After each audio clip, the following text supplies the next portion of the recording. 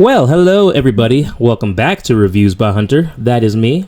I am Hunter, and today I wanted to talk about a movie I saw last night coming from A24 titled Undertone, a new horror film for 2026. It was directed by Canadian film director Ian Tucson, and this movie was also filmed in Tucson's childhood home, and the budget for the film was $500,000, but it's already made over $9 million from their opening day weekend. That also comes in as the fifth highest three-day opening weekend in A24's history, which is impressive. Now, let's get to this movie. This review will probably be fairly short, but hey, let's talk about it, okay? Some people said it's the scariest film that they've ever seen. Not the case for myself. In fact, I thought that this film was more creepy than it was outright scary. But the setting of the house, let's get into the setting of where this all takes place. It's this old retro style looking house. It's a bit run down, a bit messy, and here is where our main character Evie and her mother, who's just called Mama in the film, live. Evie has to take care of her mama because she's extremely sick, like very sick, like on her deathbed, does not have much longer to live. And so it does kind of set this creepy atmosphere. You have like this retro floral style wallpaper in the house, and it's just like very quiet, very rundown, and just sort of dark and weird atmosphere. Okay, so they did a good job there. Now, Evie she co-hosts a podcast called the Undertone Podcast with her co-host Justin. Justin, we never actually see on screen. We only ever hear him. He is voice acted though by a actor by the name of Adam DeMarco. I'm not familiar with him.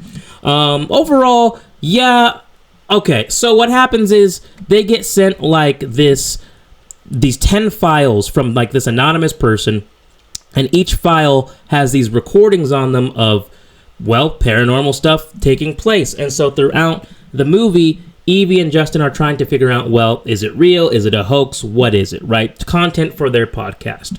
And of course, Evie being the more practical, logical one is like, this has got to just be a hoax, blah, blah, blah. Some kids probably sent this, and edited it. But Justin is the one that's like, I think there might be more to this. So for each file that they listen to, it gets more and more intense of what you can hear in the file. You are not given any flashbacks or any cuts to the couple in the files. You can only hear what's going on, which is what this movie is really trying to hone in on. It's trying to scare us, I think, using like what we imagine is going on versus what we can actually see. If you guys have watched this channel, you know how I feel about the whole leaving too much to the audience's imagination without actually putting anything on the plate, so give us some meat and potatoes. But overall, I thought the film did do a good job giving us both a mix of the visuals of the house, which is the main and only setting, and then all of these creepy sounds, right? They start playing like these children's nursery, what do you call them? Children's nursery rhymes backwards, seeing if they can find like more heinous and deeper meanings. And eventually they stumble upon this like mythical, entity called Abazu, who is this entity who I guess was like jealous of women being able to get pregnant when she was alive. So King Solomon way back when sentenced her to death.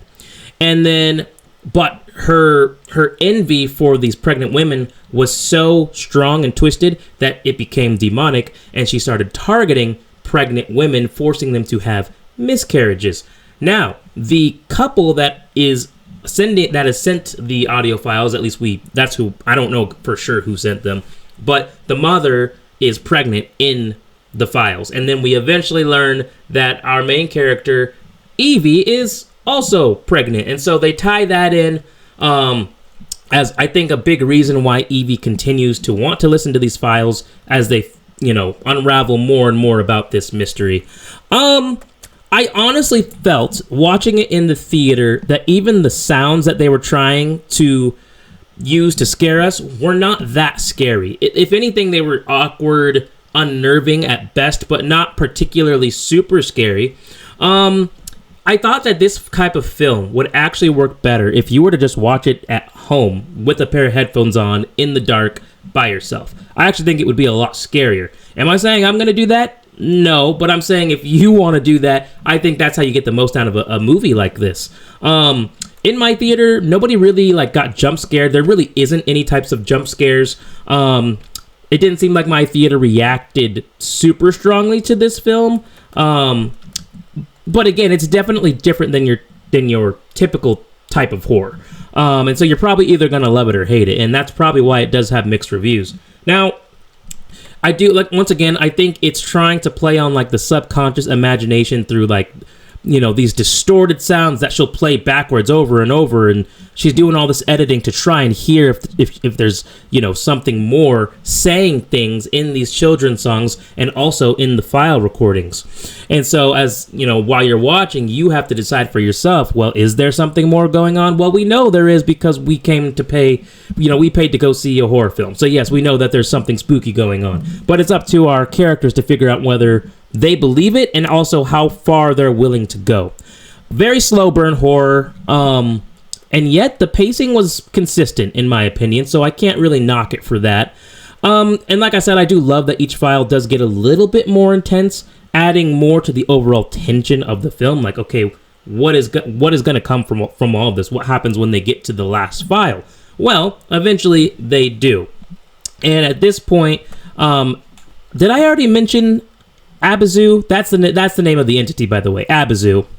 And yeah, that's why this is going to be a short review, because like that's the movie. You have these podcasters listening to spooky audio files.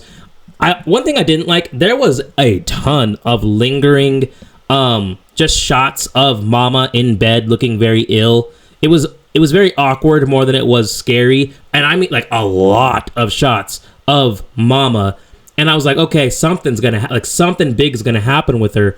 Nothing big really ever happens. And honestly, by the time we get to the end of the movie, I was starting to get a little bit bored. It also gets a little bit cheesy at the end. Like, they finally listened to the 10th audio file, and pretty much, like, the entity, Abazu, is seemingly on the other end of this, like, you're so stupid for actually listening to all of these.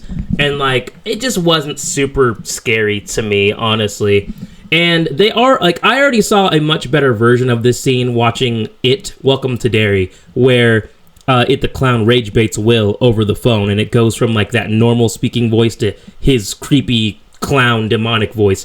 This movie tries to do something similar, it just didn't hit as hard. Listen, this movie, overall, it's fine.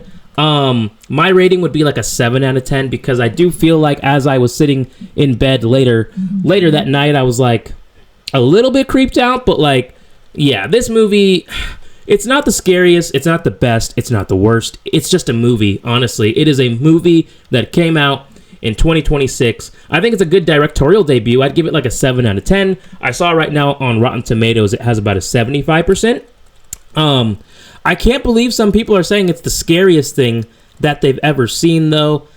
I don't know, this movie, like, I'm thinking back on it, nothing really stuck out to me. In the end, I believe the screen goes black, and you can only, and the mom that was in the bed is gone, right? Evie goes upstairs to check on her, she's gone, and then like the screen cuts to black, and you can just hear her screaming, and so it's left to us to try and think of what could have possibly happened to Evie. But I don't know, movies like this are not really typically my cup of tea. I don't even know why I went to watch this, if I'm being completely honest.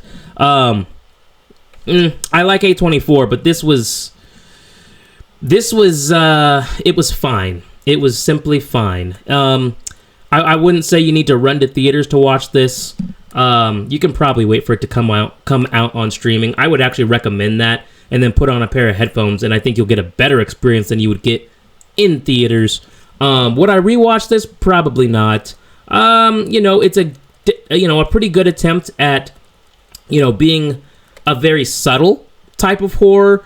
A lot of shots where we see Evie, and then we see like the darkness and the shadows in the background, but we've seen this all before, and so that's where it feels very generic. It didn't really bring anything new to the table, other than it was trying to use sound as the method of scaring its viewers, as opposed to like some huge blockbuster CGI crazy stuff going on. Overall, I mean, if you're a fan of A24, if you're a fan of horror and you want something different, I would say this movie is probably for you. But for me, I saw it, probably won't see it again. And that's really all I got for you guys. Take care.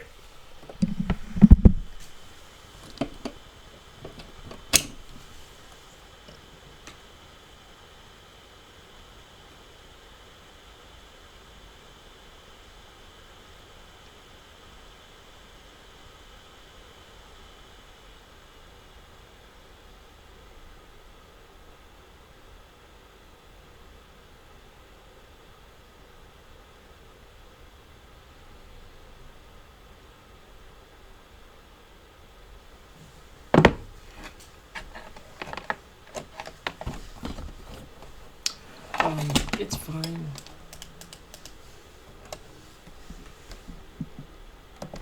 Like that each like there's a lot of lingering shots just mom.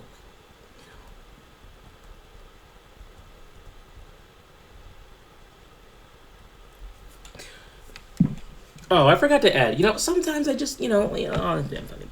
All right, now I just need